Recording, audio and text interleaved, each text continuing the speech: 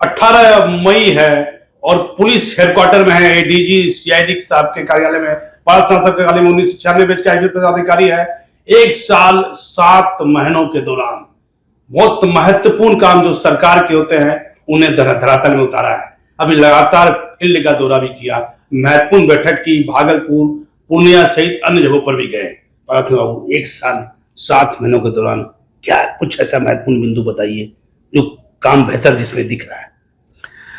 कई चीजें हैं जिसके संदर्भ में मैं बात कर सकता हूं। अब हम लोगों ने इस अवधि में अपने ऑफिस में तो कंप्लीट डिजिटल काम किया और हमारे यहाँ पेपर बहुत कम ही चलता, अपवाद स्वरूप चलता है। जीरो तो नहीं है लेकिन लेस पेपर हमारे यहाँ है। हम लोग इस चीज को फोकस कर रहे हैं और जो पुलिस मुख्यालय के अलग अलग विंग हैं, प्रभाग हैं, वहां पर भी काम होता है। अलग अलग पदाधिकारियों की अलग अलग मानसिकता है, उसके आधार पर किसी के यहाँ कम होता है, किसी के यहाँ ज्यादा होता है, लेकिन पुलिस मुख्यालय के विभिन्न प्रभाग में भी होता है। कई जिलों में भी अब ई ऑफिस चालू हो चुकी है। सबकी स्थिति अलग है, किसी के यहाँ अभी उसके ऑफिस तक सीमित है, कई जिलों में भी चालू भी नहीं है और कुछ जिले ऐसे भी हैं जहां पर ई ऑफिस थाना लेवल तक भी चालू हो चुका है।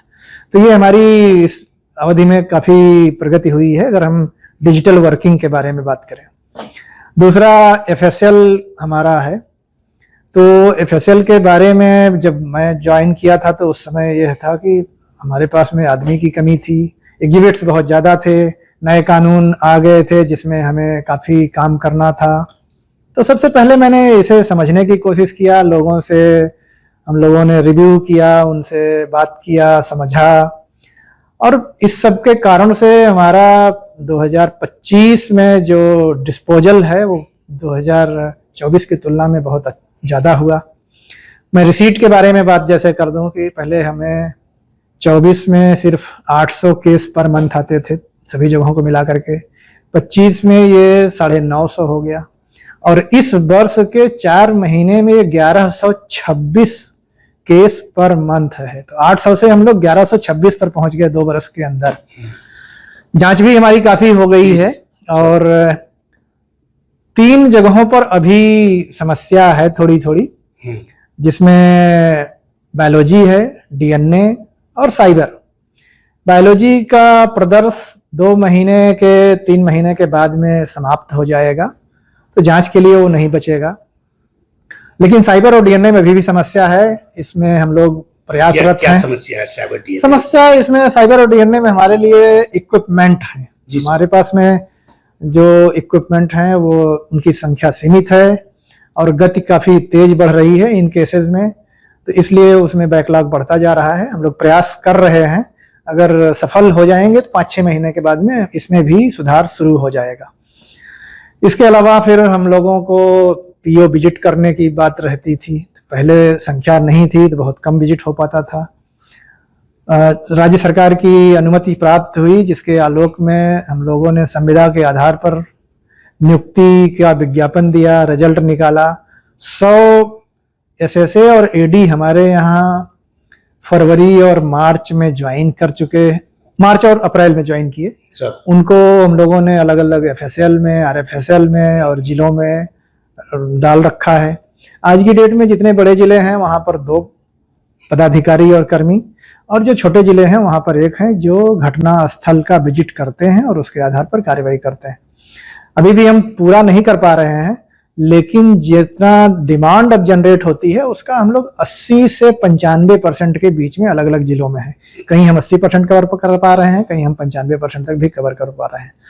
तो हम लोग इसको बीच बीच में देखते रहेंगे, रिव्यू करते रहेंगे किस तरह से हम 100% कर ले जाएं।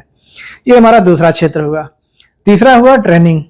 ट्रेनिंग के संदर्भ में हम लोग पहले बहुत छोटे स्तर पर एटीएस में करते थे, लेकिन बाद में हम लोगों ने बड़े बैचेज को चलाया तो हमारे पास 6 बैच हुए और 6 बैच में हम लोगों ने 2018 सब इंस्पेक्टर और इंस्पेक्टर को 12 दिनों का ट्रेनिंग दिया, जिसमें बेसिकली इन्वेस्टिगेशन को इम्प्रूव करने का साइंटिफिक और फॉरेंसिक एविडेंस पर ज़्यादा फोकस करने की बात है। और नए कानून के तहत जो डिजिटल इन्वेस्टिगेशन की बात आती है, जिसमें ज़्यादा से ज़्यादा डिजिटल एप्स, प्लेटफॉर्म्स, इन सब का यूज करने का था, उस पर फोकस किया गया। तो इसमें अब हम लोगों को काफ़ी प्रगति नज़र आ रही है। जो CCTNS था उसका यूज हम लोगों ने इसके बाद मॉनिटरिंग करना शुरू किया। तो पिछले अगर हम बात करें 1 साल पहले जो स्थिति थी और आज जो स्थिति है उसमें बहुत अंतर आ गया है। जनवरी 26 में जो हमारा केस डायरी का पिक्चर था वो लगभग 54,000 के पास में था, जो अप्रैल में 1,14,000 से ऊपर हो चुका है। FIR हमारी लगातार 26,000 से 30,000 के बीच में हर महीने अपलोड हो रही है, जहाँ जहाँ CCTNS की फैसिलिटीज अवेलेबल हैं। उसके विरुद्ध में चार्जशीट और फाइनल रिपोर्ट दोनों को अगर हम जोड़ दें तो जनवरी, फरवरी, मार्च में, दिसंबर, जनवरी, फरवरी में 10-10 हज़ार हर महीने एक्स्ट्रा अपलोड किए गए हैं। मार्च महीने में 17,000 ज़्यादा हुआ और अप्रैल महीने में 23,000 ज़्यादा हुआ। तो हर महीने डॉक्यूमेंट्स को डिजिटल करने की प्रक्रिया में काफ़ी सुधार हुआ है। क्या 25-26 में क्या अंतर दिखा? यही तो बता रहा हूँ, 25 में इतनी चीज़ें नहीं थी, बहुत कम थी। हम लोगों के अब जैसे केस डायरीज की एंट्री की बात हम लोग जो करते हैं, पिछले 5-7 महीने में 20-20 गुना, 25-25 गुना तक की वृद्धि नजर आई है एक जगहों पर। सभी जगहों पर नहीं ऐसा है, सबके अलग अलग गति है। तो इसमें हम लोगों ने किया। इसके बाद DNA का एक हम लोगों ने कार्यक्रम, वर्कशॉप, सेमिनार कराया था 2 दिवसीय। उसमें बाहर से लोग आए, विदेश से भी लोग आए। 4 कंपनियों ने अपने प्रदर्शनों को, मशीनों को यहाँ दिखाया, हमारे एक्सपर्ट्स को उसमें ट्रेंड किया। तो वो भी चीज़ें हम लोगों को काफ़ी समझ में आई। अभी 12 मई से 16 मई के बीच में एक CDAC के माध्यम से हम लोगों ने 28 जिलों में ट्रेनिंग दिलाया है, जिसमें गिरफ्तार अभियुक्तों के अलग अलग पिक्चर्स, उनके फिंगरप्रिंट्स, उनकी आइरिस, इन सब को कैप्चर करने के तरीके का जानकारी दिया गया है। 6 जगहों पर ये हमारा चालू हो चुका है, बाकी धीरे धीरे चालू हो जाएगा। तो ये हमारे ट्रेनिंग में काफी इम्प्रूवमेंट। 7 महीने में कितना ट्रेनिंग किए, कितना? देखिए, अगर हम इस तरह से बात करें कि सब जो 1 दिन 2 दिन वालों को भी जोड़ेंगे तो लगभग 4,000 हमारा ट्रेनिंग का हुआ है। 4,000? हाँ, 4,000 लोगों का। लेकिन अगर हम बात करें 12 दिनों वाला तो हमारा 2,018 पदाधिकारियों का है। नया जो अपराध का ये नया तरीका आ रहा है, इस पर क्या है? अब जो अपराध के तरीके हैं उसमें आज के समय में जितनी कार्रवाइयाँ होनी हैं और इन्वेस्टिगेशन के पार्ट से जो कार्रवाई होनी है उस पर हम लोग लगातार फोकस कर रहे हैं। और जो 12 दिन का हमारा प्रशिक्षण है उसमें हम लोग जानकारियाँ दे रहे हैं, उसी का यूज हम लोग खोज रहे हैं। हम लोगों ने अपने लेवल पर एक मार्गदर्शिका के रूप में बुकलेट तैयार किया, पुलिस महानिदेशक से उसको अप्रूवल कराया। अप्रूवल कराने के बाद में हर किसी को हम लोगों ने इसे भेजा हुआ है। और अब हम इस पर फोकस कर रहे हैं कि इस डिजिटल जो मार्गदर्शिका अनुसंधान के लिए जारी किया गया है उसका अनुसंधान में उपयोग किया जाए। जो हमारा जानकारी रहेगी वो 78 पेज है। 78 पेज में आपको ऐसे नहीं बता सकता हूँ। गंभीर शब्द नहीं, बस अनुसंधान की ट्रेडिशनल तकनीक से ले करके और जो लेटेस्ट हम लोगों को आज के समय में यूज करना है उन सारी चीज़ों के बारे में, फॉरेंसिक के बारे में सारी जानकारी दी गई है। वो 78 पेज का है, तो उसको इतने कम शब्दों में या वीडियो में बता पाना बहुत मुश्किल है। लेकिन इन्वेस्टिगेशन के डिफरेंट विंग्स या डिफरेंट जो एस्पेक्ट हैं उन सभी चीज़ों पर हम लोगों ने बात किया है। स्पेसिफिक्स कम है, वो अलग अलग विंग है जो काम करते हैं, तो इसलिए हम लोगों ने उनके बारे में कुछ नहीं कहा है। लेकिन जो हम लोग CID के स्तर से जांच करते हैं या अनुसंधान करते हैं उन बिंदुओं पर हम लोगों ने काफ़ी डिटेल्ड डिस्कशन करने के बाद तैयार किया है और उसे जारी किया गया है। तो इससे भविष्य में हमारे अनुसंधान की गुणवत्ता में सुधार होगा।